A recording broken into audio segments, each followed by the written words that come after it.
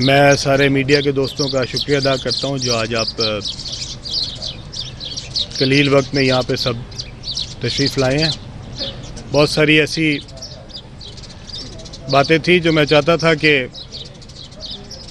अपनी कौम के सामने रखूं और लोगों को कुछ हक़ाइक़ पहुँचें, वो हक़ाइक़ जिनका शायद लोगों को एहसास नहीं है। 2010 से मैंने इमरान खान साहब का साथ देना शुरू किया। उसके बाद से उस ज़माने में मियां महमूद रशीद साहब इधर लाहौर के सदर होते थे। उसके बाद 2011 जलसा आया, इमरान खान साहब, मियां महमूद रशीद साहब मेरे पास घर तशरीफ़ लाए और उन्होंने कहा कि ये जलसा आपने ऑर्गेनाइज़ करना है।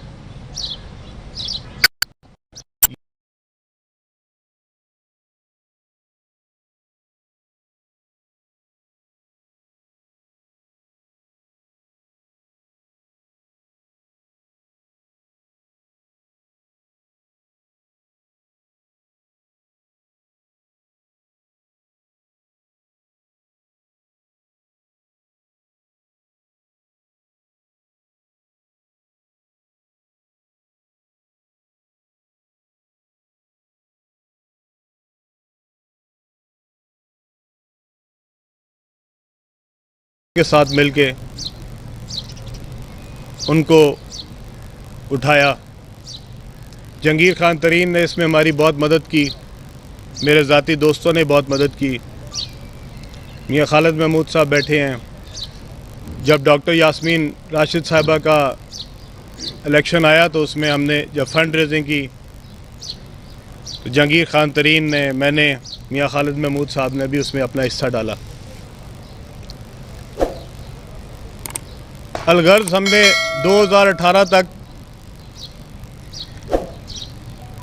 जितने जलसे, जितने जुलूस हुए, उसमें ये कोशिश की कि इमरान खान का साथ दें एक नए पाकिस्तान के लिए, एक ऐसा पाकिस्तान जिसमें हमें बच्चों का अपना मुस्तकबिल नज़र आता था। और हम वाकई समझते थे कि अगर पाकिस्तान ने आगे बढ़ना है तो इसमें एक ऐसा पाकिस्तान चाहिए जिसमें लोगों का मुस्तकबिल महफूज हो, हमारे बच्चे जो हैं वो एक ख़ूबसूरत पाकिस्तान में रहें। और उसके लिए हमने अपना हिस्सा डाला। मैंने किसी पे एहसान नहीं किया, मैंने ना इमरान खान की ज़ात पे एहसान किया, ना किसी और पे किया। ये मेरा मुल्क, ये मेरा भी उतना ही मुल्क है जितना किसी और का है, और मैंने अपनी इस मुल्क की तरक्की में अपना हिस्सा डाला है। और मैं जिस हद तक जा सका मैं गया। मेरा कारोबार था, हुकूमत के ख़िलाफ़ खड़ा होना, लाहौर शहर में खड़ा होना कोई आसान नहीं था। जिसकी एक छोटी सी दुकान भी हो उसको भी पता है हुकूमत के ख़िलाफ़ कैसे खड़ा हुआ जाता। लेकिन मेरे अंदर एक जज्बा था कि नहीं, मैंने अपने इस मुल्क के लिए कुछ करना है, जिस मुल्क ने मुझे सब कुछ दिया है। अगर आज अलीम खान की कोई वैल्यू है, कोई शनाख्त है, तो इस मुल्क की वजह से। और जिस मुल्क ने मुझे सब कुछ दिया है, मुझे इज़्ज़त दी है, मुझे शोहरत दी है, और जिस परवरदिगार ने मेरे पे करम किया, मेरा भी हिस्सा बनता है कि मैं नए पाकिस्तान में अपना हिस्सा डालूँ। और उसके लिए मैंने दिन रात मेहनत की, कोशिश की। धरना था, 126 दिन मैं वहाँ पे रहा। एक दिन हमने किस तरह गुजारा, मैं वहाँ पे डीज़ल डलवाने, सफाई करवाने, पानी पहुँचाने, खाना पहुँचाने की जिम्मेदारियाँ भी खुद देता रहा हूँ। आज जब मैं लोगों को सुनता हूँ कहते हैं अलीम खान ने गद्दारी की पीटीआई के साथ, मैं उनसे पूछना चाहता हूँ, जितना साथ अलीम खान ने दिया इस पीटीआई का, इमरान खान का, कोई मेरे से आधी भी कुर्बानी देने वाला है तो मेरे सामने लेके आओ उसको। खान साहब, मैं आपको कहना चाहता हूँ, किसी ने अलीम खान से आधी भी कुर्बानी दी है अगर पूरी तहरीके इंसाफ में, उसका नाम लेके दिखाएं आज।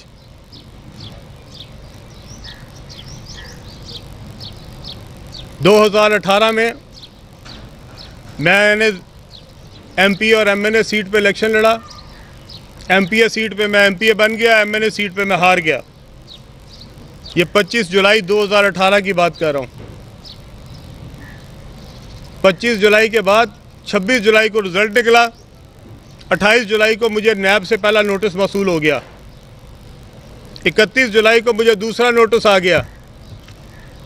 3 जुलाई को मुझे तीसरा नोटिस आ गया। 7 जुलाई को मुझे चौथा नोटिस आ गया। ऐसा कौन सा मैंने कारनामा कर दिया था 25 जुलाई एमपीए बनने के बाद कि आपने मुझे 10 दिनों के अंदर 4 दफ़ा नैब के दफ्तर बुलाया। मैं तो 2007 से लेकर 2018 तक कुछ भी नहीं था। मैं तो ना काउंसलर था, ना नाज़िम था, ना एमपीए था, ना वज़ीर था। तो मेरी कौन सी ऐसी गलती थी जो कि आपको मेरे एमपीए बनने के बाद एकदम याद आई कि मुझे अगले 15 दिन में आपने 4 बार दफ्तर बुलाया नैब के। खान साहब, मैं आपसे पूछना चाहता हूँ, आप दूसरों को तमगे दे रहे हैं गद्दारी के, मैं आपसे पूछ रहा हूँ, अगर आपने बुज़दार को बनाना था, मुझे नैब के पास भिजवाने की क्या ज़रूरत थी? आप मुझे अपने पास बुलाते और कहते अलीम खान मैं आपको नहीं लगाना चाहता। और ये जितने तरीके इंसाफ के कारकुनान हैं, ज़रा मुझे इसका जवाब दें। मुझे 4 बार नैब में क्यों बुलाया गया, जबकि मैंने 26 जुलाई से पहले तो कभी नैब का दफ्तर भी नहीं देखा था। मुझे कभी कोई आज तक नोटिस ही नहीं आया था, मुझे कोई लेटर भी नहीं आया था। और फिर जब मैं आखिरी बार डीजी के कमरे में बैठा था तो वहाँ पे साथ टीवी लगा था, डीजी साहब सामने बैठे थे, मैं इधर बैठा था और इधर एक टीवी लगा था दीवार पे और उसके ऊपर आ रहा था उस्मान बुज़दार को वज़ीर आला नामज़द कर दिया गया। ये चौथी दफ़ा जब मैं नैब के दफ्तर गया तब की बात बता रहा हूँ। तो मैंने डीजी साहब जो सामने बैठे थे, मैंने उनको कहा कि जनाबे वाला अब तो मेरी जान छोड़ दें, अब तो जिसने सीएम बनना था बन गया। ये हकायक अवाम सुने। ये जो लिबादे ओढ़े हुए हैं सच्चाई के नए पाकिस्तान बनाने के, मैं सारे खोलूँगा, सब बताऊँगा असल क्या है। 4 बार मुझे दफ्तर बुलाया जाता है और आखिरी बार दफ्तर में जब वो पढ़ता है तो डीजी साहब भी हंसने लगे आगे से। तो मैंने उनको कहा आप मुझे जाने दें, अब ना आपको मुझे बुलाने की ज़रूरत है ना मुझे आने की ज़रूरत है। उसके बाद 6 महीने मुझे कोई लेटर नहीं आया, दोबारा कोई पेशी नहीं हुई। 6 महीने बाद फिर उस्मान बुज़दार साहब के लिए आ गया कि उनको तब्दील किया जा रहा है। जैसे ही टीवी पे खबर टिकट चलता था मुझे नोटिस आ गया, मुझे फिर बुला लिया गया। मैं नैब के दफ्तर पहुंचा फरवरी में, उन्होंने मुझे वहीं बिठा लिया। 100 दिन उसके बाद मैं जेल में रहा। मैं इमरान खान साहब से पूछना चाहता हूं, खान साहब वो करप्शन जो मैंने 6 महीने में की थी वो आप कौम के सामने लेके आए, जिसकी बुनियाद पे मुझे जेल में डाला गया। अगर मेरे खिलाफ इतने सबूत थे तो आज तक रेफरेंस क्यों नहीं बना? क्यों मैं इन्वेस्टिगेशन में जेल के अंदर चला गया और 100 दिन जेल में बाहर निकला तब भी आज तक इन्वेस्टिगेशन की इन्वेस्टिगेशन है? वो क्यों रेफरेंस नहीं बना मेरे खिलाफ? क्या सबूत है आपके पास? लाएं कौम के सामने, दिखाएं कौम को कि ये अलीम खान की बेईमानियां थी, ये करप्शन थी, ये वजीर बना उसने ये मरात ली हैं, ये पैसे खाए हैं, ये रिश्वतें खाई हैं। लाएं कौम के सामने। खान साहब अगर आप सच्चे हैं आए मेरे सामने, बैठे मेरे साथ, करें कौम का मुकाबला। मैं भी आपके साथ बैठता हूं और मैं आपको वादा करता हूं कौम के सामने, अगर मैं झूठा हुआ मैं कौम के सामने जाके अपने आप को गोली मारूंगा। नहीं तो इमरान खान हिम्मत करे, इमरान खान बाहर निकलो, आओ मेरे सामने, करो मेरे सामने मुकाबला। बात करते हो तुम नए पाकिस्तान की, ये जो बुज़दार तुमने यहाँ लगाया था, क्या मैंने यहाँ पे तुम्हें नहीं बताया कि बुज़दार यहाँ क्या कर रहा है? यहाँ 3-3 करोड़ रुपए में डीसी लगते थे। मैं आपके पास गया हूँ जाके, खान साहब मैंने आपको बताई हैं ये बातें। यहाँ पे कमिश्नर लगाने का अलग रेट है, एसपी लगाने का अलग रेट है, कोई तबादला नहीं होता जबकि सीएम सेक्रेटेरिएट में पैसे ना दिए जाएं। क्या आपको ये सारी बातें नहीं पता? क्या आपको एजेंसियां ये रिपोर्टें नहीं दे रही थी? फरा का क्या किरदार था यहाँ पे? कहाँ पैसे जाते थे? क्यों नहीं बताते कौम को? क्यों धोखा दे रहे हैं? क्या आपको ये सारी बातें नहीं पता थी? और आप हमें समझाते हैं नया पाकिस्तान। आज आपने परवेज़ इलाही को 183 मेंबरान हैं पीटीआई के पंजाब असम्बली में, 183 मेंबरान में से आपको कोई एक अपना साथी नज़र नहीं आया, कोई एक कारकुन नज़र नहीं आया, कोई एक शख्स इस काबिल नज़र नहीं आया कि वो आप उसको कहे कि ये पीटीआई है और ये हमारा कायद होगा। आपने परवेज़ इलाही से सिर्फ 5 वोट एमएनए के लेने के लिए, वो परवेज़ इलाही जिसको कहते थे आप पंजाब का सबसे बड़ा डाकू है, वो परवेज़ इलाही, ये आपका नया पाकिस्तान, ये नए पाकिस्तान में आपने बुनियाद रखी, ये आप कौम को दिखा रहे हैं। सबसे बड़ा डाकू किसने कहा है? मैंने नहीं कहा कभी परवेज़ इलाही को सबसे बड़ा डाकू पंजाब का, ये जनाब ने कहा है। आप जिसको पंजाब का सबसे बड़ा डाकू कहते थे, आज आप उसकी जमात के सारे 183 वोट उसको डालना चाह रहे हैं और हमें कह रहे हैं कि हम गद्दार हैं, हम गद्दार हैं। परवेज़ इलाही को वोट डालना, हम गद्दार हैं। परवेज़ इलाही साहब को अगर वोट डालना था, खान साहब ये 26 साल की जो मूवमेंट है इसकी ज़रूरत क्या थी? परवेज़ इलाही साहब तो पिछले 40 साल से हुकूमतें कर रहे हैं, उन्हीं के साथ मिल जाना था।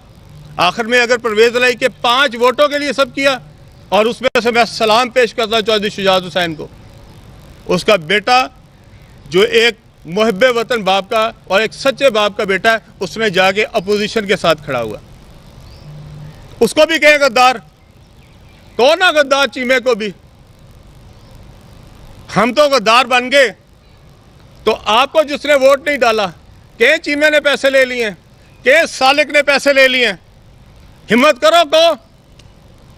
आज जो आपने यहाँ पे बाजार लगाया हुआ मोनोसलाई ने, जिसपे 5-5, 6-6 करोड़ रुपए की बोलियां दी जा रही हैं, मैं चैलेंज करता हूँ यहाँ पे कम से कम 50 बंदे ऐसे हैं जिनको वहाँ पे ऑफर आई हैं, और वो जो वहाँ पे कर रहे हैं, आप कह रहे हैं लोगों ने बिकना है। अलीम खान पे लगाओ इल्ज़ाम के इसमें पैसे ले लिए, कोई लगाए तो सही। कितना अफसोस की बात है कि आपके साथ जब आप गालियां देते थे परवेज़ इलाही को, तो वो पाकिस्तान का सबसे बड़ा डाकू था, और आज आपके साथ मिल गया तो वो नए पाकिस्तान की बुनियाद रख रहा पंजाब में। अब नया पाकिस्तान जो है वो परवेज़ इलाही साहब बनाएंगे। अफसोस होता है मुझे आपके ऊपर, और अफसोस होता है उन लोगों के ऊपर जिनको कोई असलियत का, हकीकत का पता ही नहीं है। दिल दुखता है। हम भी इस जज्बे के तहत इस पीटीआई में आए थे। मैंने 2010 से लेकर 2018 का बड़ा मुश्किल वक्त निकाला है, खड़ा रहा हूं, पीटीआई के साथ एक एक दिन गुजारा किया है। यहाँ पे सबसे ज़्यादा अगर किसी को टारगेट बनाया गया तो वो अलीम खान था पंजाब में। मैं एक दिन भी पीछे नहीं हटा। आज आप कहते हैं परवेज़ इलाही को वोट नहीं डाल रहा, ये गद्दार हो गया।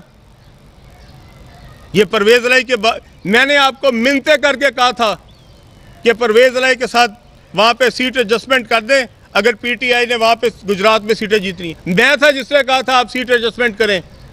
खान साहब आप तो उस दिन मुझे जो कौम को परवेज़ इलाही के बारे में क्या कहते थे, कैसे बदलते हैं। यही तो वो फर्क था जिसके लिए हम पीटीआई में आए थे। और अगर 5 सीटों के लिए समझौते करने थे तो इतनी बड़ी तहरीक चलाने की जरूरत क्या थी?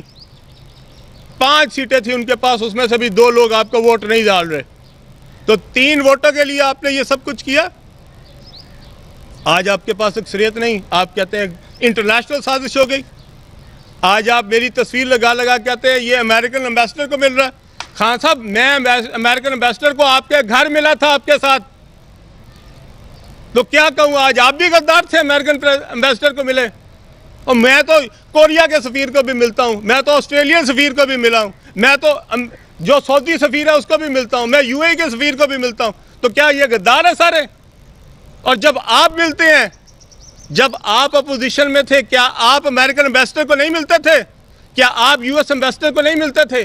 क्या आप ईयू के एम्बेसडर को नहीं मिलते थे? उस दिन गद्दार थे। कैसी बातें करते हैं आप।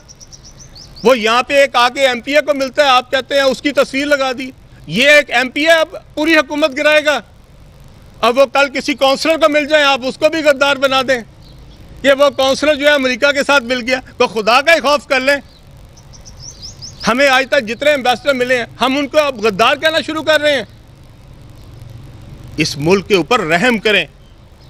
ये नहीं हो सकता कि आप क्रिकेट मैच तब तक खेलेंगे जब तक आप जीत रहे हो, और जिस दिन आपकी पसंद नहीं होगी आप विकेट उठा के भाग जाएंगे और आप कहेंगे ये स्पोर्ट्समैन स्पिरिट है आप में। इलेक्शन हो रहा है, कानून के तहत हो रहा है, आपने असेंबली तोड़नी थी, तोड़ देता पहले, किसने रोका था आपको? आपके खिलाफ जब अदम एतमाद पेश हो जाए आप असेंबली नहीं तोड़ सकते, यही आइन कहता है, यही कानून कहता है। यह कौन सा असूल है कि जनाब या तो हमारी तरह, नहीं तो चलो विकेट उठाओ और भागो। यहां पे आपने करा दी, कल आपके नंबर पूरे नहीं थे, पूरी कौम ने देखा। यहाँ हमारे पास सारे साफी बैठे हैं, सब ने गिनी है वो गिनती।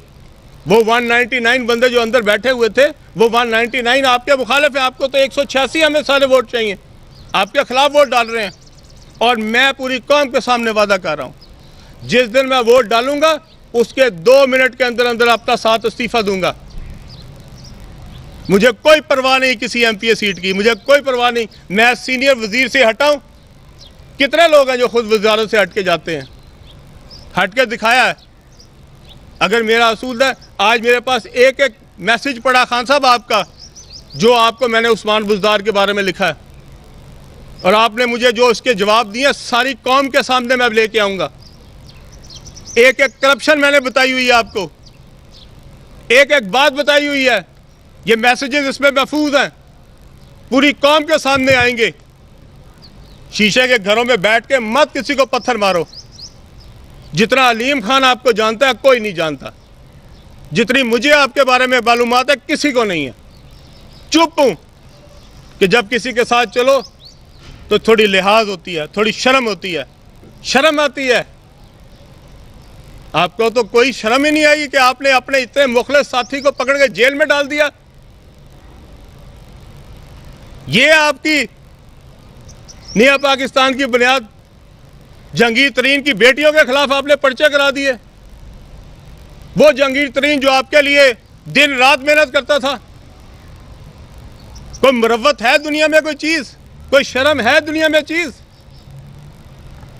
और आप मुझे आज टैग कर रहे हैं गद्दार हूं। जितना मैं लॉयल हूं इस मुल्क का, कोई मुझे ला के सामने दिखाए। जो आपके साथ है वो मुहिब्बे वतन, और जो आपके खिलाफ है वो गद्दार है। आप मामे हैं पाकिस्तान के, आप चलाएंगे पाकिस्तान, बाकी पूरी दुनिया मर जाए। लोगों के सामने आंखों में धूल झोंक रहे हैं, लबादा उड़ा हुआ है। मैं जितनी देर जिंदा हूं मैं अपनी कौम के सामने सच बोलूंगा, और एक में किसी में हिम्मत है लाए निकाल के लाए कोई चीज मेरे खिलाफ, मैं पूरी कौम के सामने चैलेंज कर रहा हूं। आज निकाल के लाए अलीम खान ने कोई रिश्वत ली है, निकाल के लाए कोई फायदा लिया है, निकाल के लाए कोई ठेका, कोई चीज मुझे आज तक मिली है, मैंने कोई फायदा लिया हो। आप मुझे पकड़ के जेल में दे दें सिर्फ इसलिए कि मैं बुज़दार के खिलाफ हूं। आपको क्या चाहिए? आपको वो लोग चाहिए जिनकी ना कोई अक्ल हो, ना समझ हो, और वो करप्ट बेईमान हो, ताकि वो आपके नीचे लगे रहें, आपके सामने कुछ ना बोल सके। मैं वो नहीं हूं। मैं बोलूंगा और सच बोलूंगा और पूरी कौम के सामने बोलूंगा, और जिसमें हिम्मत है आगे मेरा सामना करें। आखिर में मैं अपनी पूरी कौम के सामने कहना चाहता हूं, मैंने बड़ी वफा से और बड़ी मेहनत से और अपने तमाम वसाइल को, अपनी ज़ात को पीछे रखते हुए तहरीक इंसाफ का साथ दिया है। जितनी मैंने मेहनत की है, जितनी मैंने कोशिश की है, वो सिर्फ और सिर्फ एक उम्मीद के लिए थी। हम समझते थे कि इमरान खान की शक्ल में नया पाकिस्तान बनेगा, और मुझे इस बात का दुख है कि मैंने जिस शख्स के लिए अपने ज़िंदगी के 10 साल लगाए वो इस कौम के साथ मुखलिस नहीं है, और जिसको दिखाया जा रहा है अल्लाह उल हक है। अल्लाह सबके सामने लेके आएगा जो किसी के अंदर पोशीदा है, और अल्लाह ताला दिखाएगा लोगों को। जो है वो छुप नहीं सकता। अल्लाह ताला इसी ज़िंदगी में सबको दिखा के फिर अपने पास बुलाता है। जो असलियत है वो सारी कौम देखेगी। मत मुझे कोई बताए कि मुहिब्बे वतन कौन है और गद्दारी कौन है। मुझे सब पता है क्या क्या होता रहा है, किस किस तरह होता रहा है, कौन कौन क्या क्या हरकतें करता रहा है। ये जो 3 ब्यूरोक्रेट 4 ब्यूरोक्रेट पंजाब में रहे हैं, ये जिस दिन पकड़े जाएंगे सारी कौम देख लेगी। जब 4 ब्यूरोक्रेट पकड़े जाएंगे पता लग जाएगा किसने क्या किया है, सारा सच पता लग जाएगा, सारी करतूत सामने आ जाएंगी। आप सबका बहुत शुक्रिया। आपने जिस तरह बताया कि आप असेंबली की रुकनीत से इस्तीफा दे देंगे वोट के बाद, तो ये बताइएगा कि अलीम खान का मुस्तकबिल क्या होगा? पाकिस्तान की सियासत में, पंजाब की सियासत में एक्टिवली रोल प्ले करेंगे? अलीम खान का मुस्तकबिल क्या है, इमरान खान के बगैर या इमरान खान के साथ? अलीम खान का मुस्तकबिल जो है वो जो मेरे अल्लाह को मंजूर होगा वो होगा, और इंशाअल्लाह ताला मैं इस पाकिस्तान की खिदमत के लिए जो मेरा रोल हो सका वो मैं करता रहूँगा। इमरान खान साहब के जो हवारी हैं, जो आज उनके साथ हैं, इनमें से बहुत सारे लोग ऐसे हैं जिनका तरीके इंसाफ की जद्दोजहद में कोई रोल नहीं है, जिनका कोई काम नहीं था इमरान खान साहब के वज़ीर आज़म बनने से पहले। आज आपको उनके तर्जुमान ऐसे नज़र आते हैं जिनकी शक्ल भी हमने कभी नहीं देखी थी। लेकिन बहुत सारे ऐसे लोग भी हैं जो मैंने बातें की हैं वो सब के गवाह हैं, उन सब को पता है, उन सब में से बेशुमार लोग इमरान खान साहब को जाके ये बातें कह चुके हैं, उनको बता चुके हैं कि बुज़दार क्या कर रहा है, वो बता चुके हैं कि पंजाब में क्या हो रहा है। खान साहब ने किसी की नहीं सुनी। खान साहब ये बताइए कि उस्मान बुज़दार और फराह खान के एक बहुत ज़्यादा अहम है, क्योंकि जहांगीर तरीन साहब और आप सबसे ज़्यादा क्लोज हैं। पूरे पाकिस्तान को पता था कि जो आपने नए पाकिस्तान के लिए मेहनत की है वो सब आपने बताया। मामला इस वक्त सुप्रीम कोर्ट में, लेकिन अवाम जैसा कि आपने बताया कि अभी भी एक इमरान खान के हिसार में है। आपकी बातें सच्ची हैं, कोई ऐसे हक़ाइक़ कौम को बताएं ताकि लोगों की भी आंखें खुलें। देखिए, मैंने तो आपको पहले बताया, मैं जितनी बातें की हैं मैंने सारी हल्फन की हैं, और मैं चैलेंज करता हूं जिसने डिनाई करना हो आए मेरे सामने और बैठ के, और मेरे सामने बैठे और पूरी कौम के सामने बैठे। मैं चाहता हूं पूरा मीडिया बैठे, खान साहब बैठे मेरे सामने और बताएं कि जो मैंने बातें की हैं कहाँ गलत की हैं, कौन सी बात है जो कि मैंने झूठ की है। खान साहब ये बताइए कि उस्मान बुज़दार और फराह खान की जो करप्शन की दास्तानें सामने आई हैं, उसके पीछे एक ही नाम लिया जाता रहा हमेशा कि उसमें खातून अव्वल बुशरा बीबी उनकी सरपरस्ती करती रही हैं और उनको भी हिस्सा जाता रहा है। क्या आप इस चीज़ की तस्दीक करेंगे? देखिए भाई, मैं किसी का नाम नहीं लेना चाहता, खान साहब की फैमिली का मैं नाम नहीं लेना चाहता, खान साहब के घर वालों के बारे में मैं कुछ नहीं कहना चाहता। फराह बीबी ने यहाँ पे बहुत रिश्वत ली है, वो हर ठेके में मौजूद थी, वो हर ट्रांसफ़र पोस्टिंग में मौजूद थी, और वो मेरे ख़्याल में पाकिस्तान से बाहर निकल गई हैं।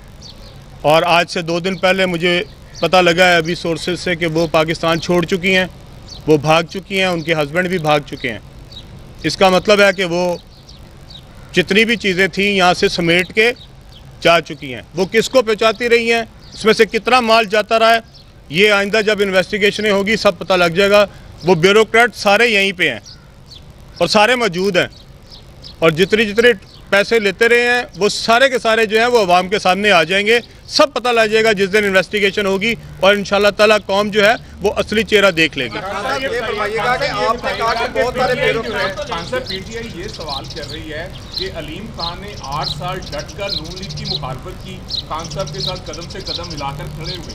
ऐसी क्या वजह है कि आप खान साहब जो हैं, आप जो हैं वो नून लीग के साथ खड़े हो गए? ये वजह क्या है? जब आप परवेज़ इलाही साहब को वज़ीर आला पंजाब नामज़द करेंगे, जिनको आपने पंजाब का डाकू कहा था, मैंने नहीं कहा। जब पंजाब का सबसे बड़ा डाकू जो है वो सिर्फ 5 सीटों के लिए आपका नामज़द हो जाएगा, और आप दूसरों को बताएंगे कि नया पाकिस्तान कैसे बनना है। ये नया पाकिस्तान बनने लगा, बुनियाद जिसकी बुनियाद परवेज़ इलाही बनाएगा। 183 लोगों में से आपको एक मुखलिस कारकुन नहीं मिला, पीटीआई का एक ऐसा साथी नहीं मिला जिसके ऊपर आप एतबार कर सकें, और आपने पंजाब के सबसे बड़े डाकू को जो है वो मुंतखब करवाना है, परवेज़ इलाही को, सिर्फ इसलिए क्योंकि उसके 5 वोट आपको चाहिए थे। उन 5 वोटों में से भी सालिक हुसैन जो है वो एक खुददार बाप का बेटा है, उसने जाके कहा है कि मैं इस बुरे काम में आपका साथ नहीं हूँ। और इसी तरह वो जो हमारे चीमा साहब है उन्होंने भी कहा है, उन पर भी गद्दारी का इल्ज़ाम लगाएं। जो आपको वोट नहीं डाल रहे वहाँ पे, हम परवेज़ इलाही को वोट नहीं डालेंगे। आप सबको पता है ब्यूरोक्रेट्स कौन कौन से काम करते रहे हैं, 3-4 ब्यूरोक्रेट नहीं, आपको मेरे से ज़्यादा आते हैं।